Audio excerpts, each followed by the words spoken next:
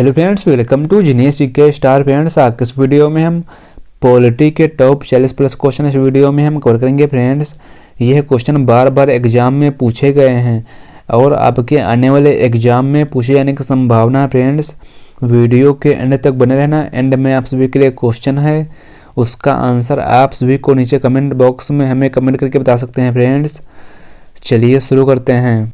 संसदीय शासन प्रणाली का जन्मदाता किसे माना जाता है? डैश को। सही आंसर है ऑप्शन ए, ब्रिटेन को। देखिए, संसदीय शासन प्रणाली का जन्मदाता माना जाता है। सही आंसर है ऑप्शन ए, ब्रिटेन को। नेक्स्ट क्वेश्चन है, भारत में द्वैध शासन सर्वप्रथम निम्नलिखित में से किसके अधीन आरंभ किया गया था? सही आंसर है ऑप्शन बी, मॉन्टेग्यू फोर्ड सुधार के द्वारा।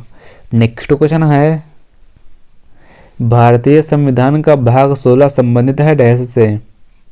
देखिए, भारतीय संविधान का भाग 16 यह संबंधित है। सही आंसर है ऑप्शन डी, कुछ वर्गों के लिए विशेष उपबंधों से। नेक्स्ट क्वेश्चन है, भारतीय संविधान का कौन सा अनुच्छेद भारत की विदेश नीति से संबंधित है? सही आंसर है ऑप्शन डी, अनुच्छेद 51। देखिए, अनुच्छेद 51 यह भारत की विदेश नीति से संबंधित है। नेक्स्ट क्वेश्चन है, भारत के राष्ट्रपति को महाभियोग द्वारा हटाने की प्रक्रिया निम्न में से किस अनुच्छेद में वर्णित है?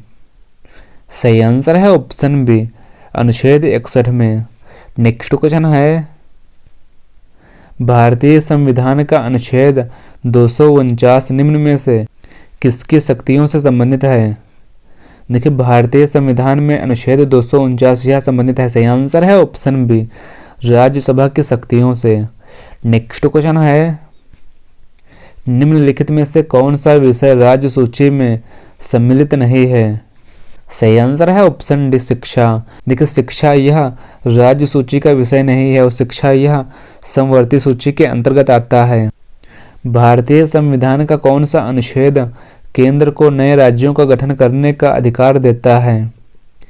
सही आंसर है ऑप्शन ए, अनुच्छेद 3। देखिए, अनुच्छेद 3 यह केंद्र को नए राज्यों का गठन करने का अधिकार देता है। नेक्स्ट क्वेश्चन है, निम्नलिखित में से कौन सा एक मानव अधिकार भारतीय संविधान के अंतर्गत मौलिक अधिकार भी है? सही आंसर है ऑप्शन सी, शिक्षा का अधिकार। देखिए, शिक्षा का अधिकार यह मानव अधिकार भारतीय संविधान के अंतर्गत यह मौलिक अधिकार है। नेक्स्ट क्वेश्चन है, निम्नलिखित में से कौन एक मौलिक अधिकार नहीं है? सही आंसर है ऑप्शन बी, समान काम के लिए समान वेतन।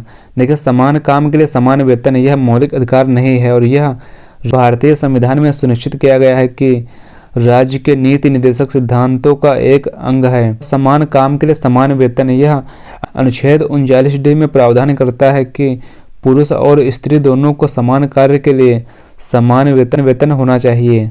नेक्स्ट क्वेश्चन है, संघीय व्यवस्था में किस संस्था को संविधान का संतुलन चक्र माना जाता है? सही आंसर है ऑप्शन सी, न्यायपालिका को। देखिए, संघीय व्यवस्था में संविधान का संतुलन चक्र माना जाता है न्यायपालिका को। नेक्स्ट क्वेश्चन है, केंद्र सरकार और राज्य सरकारों को प्राधिकार प्राप्त होता है डैश। सही आंसर है ऑप्शन ए, भारतीय संविधान से। नेक्स्ट क्वेश्चन है, लोक लेखा समिति अपनी रिपोर्ट प्रस्तुत करते हैं डैश को। देखिए, लोक लेखा समिति यह अपनी रिपोर्ट प्रस्तुत करते हैं। सही आंसर है ऑप्शन बी, लोकसभा के स्पीकर को। नेक्स्ट क्वेश्चन है, एक उच्च न्यायालय का न्यायाधीश अपना त्यागपत्र संबोधित करता है डैश। सही आंसर है ऑप्शन ए, राष्ट्रपति को।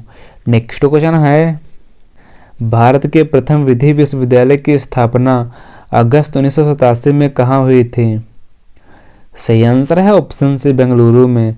देखिए, भारत के प्रथम विधि विश्वविद्यालय national law of college India की स्थापना अगस्त 1987 में बेंगलुरु में की गई थी। नेक्स्ट क्वेश्चन है, भारतीय संविधान को संविधान सभा द्वारा अंगीकृत किया गया था डैश में। सही आंसर है ऑप्शन ए, 26 नवंबर 1949 को। देखिए, भारतीय संविधान को भारतीय संविधान सभा द्वारा अंगीकृत किया गया था, यानी अपनाया गया था 26 नवंबर 1949 को। और भारतीय संविधान लागू कब हुआ था? तो भारतीय संविधान को लागू किया गया था 26 जनवरी 1950 को। नेक्स्ट क्वेश्चन है, एमनेस्टी इंटरनेशनल एक संगठन है जो जुड़ा है डैश से। सही आंसर है ऑप्शन बी, मानव अधिकारों के संरक्षण से। देखिए एमनेस्टी इंटरनेशनल यह एक विश्वव्यापी मानव अधिकार आंदोलन है और इसकी स्थापना वर्ष 1961 में लंदन के एक बैरिस्टर पीटर बेनसन ने की थी। नेक्स्ट क्वेश्चन है, ब्लॉक स्तर पर पंचायत समिति है डैश। देखिए ब्लॉक स्तर पर पंचायत समिति है, सही आंसर है ऑप्शन बी, प्रशासनिक प्राधिकरण। भारत में मतदान के लिए प्रयोग की जाने वाली मशीन वीवीपैट का संस्करण क्या है? सही आंसर है ऑप्शन सी, M3। पिछड़ी जाति आयोग के प्रथम सभापति कौन थे? देखिए पिछड़ी जाति आयोग के प्रथम सभापति थे, सही आंसर है ऑप्शन बी, काका साहेब कालेलकर। देखिए भारत के संविधान के अनुच्छेद 340 के तहत भारत के राष्ट्रपति के आदेश द्वारा प्रथम अखिल भारतीय पिछड़ी जाति आयोग का गठन 29 जनवरी 1953 को हुआ था और इस आयोग के अध्यक्ष काका साहेब कालेलकर थे। नेक्स्ट क्वेश्चन है, निम्नलिखित में से किस संविधान संशोधन अधिनियम को लघु संविधान कहा गया था? देखिए लघु संविधान कहा गया है, सही आंसर है ऑप्शन ए, 42वें संविधान संशोधन को। भारतीय संविधान के 42वें संविधान संशोधन 1976 को लघु संविधान कहा जाता है और यह संविधान में अब तक का सबसे व्यापक संशोधन था। भारतीय संविधान में संशोधन के लिए विधेयक लाया जा सकता है। सही आंसर है ऑप्शन सी, या तो लोकसभा में या राज्यसभा में। देखिए भारतीय संविधान में संशोधन के लिए विधेयक संसद के किसी भी सदन में, लोकसभा या राज्यसभा में लाया जा सकता है और संविधान संशोधन की शक्ति और उसके लिए प्रक्रिया संविधान के अनुच्छेद 368 में वर्णित है। नेक्स्ट क्वेश्चन है, पंचायती राज प्रणाली किस सूची में है? सही आंसर है ऑप्शन बी, राज्य सूची में। नेक्स्ट क्वेश्चन है, भारत के संविधान का कौन सा अनुच्छेद भारतीय निर्वाचन आयोग की स्थापना से संबंधित है? सही आंसर है ऑप्शन ए, अनुच्छेद 324। नेक्स्ट क्वेश्चन है, भारतीय संविधान की 10वीं अनुसूची का संबंध है डैश से। देखिए भारतीय संविधान की 10वीं अनुसूची का संबंध है, सही आंसर है ऑप्शन डी, दल बदल विरोधी कानून से। देखिए भारतीय संविधान की 10वीं अनुसूची का संबंध दल बदल विरोधी कानून से है और उसे 52वां संविधान संशोधन अधिनियम 1985 द्वारा जोड़ा गया था। भारतीय संविधान की प्रस्तावना में भारत को किस रूप में घोषित किया गया है? सही आंसर है ऑप्शन सी। देखिए भारतीय संविधान की प्रस्तावना में भारत को घोषित किया गया है एक सार्वभौम और समाजवादी और धर्मनिरपेक्ष और प्रजातांत्रिक गणराज्य के रूप में।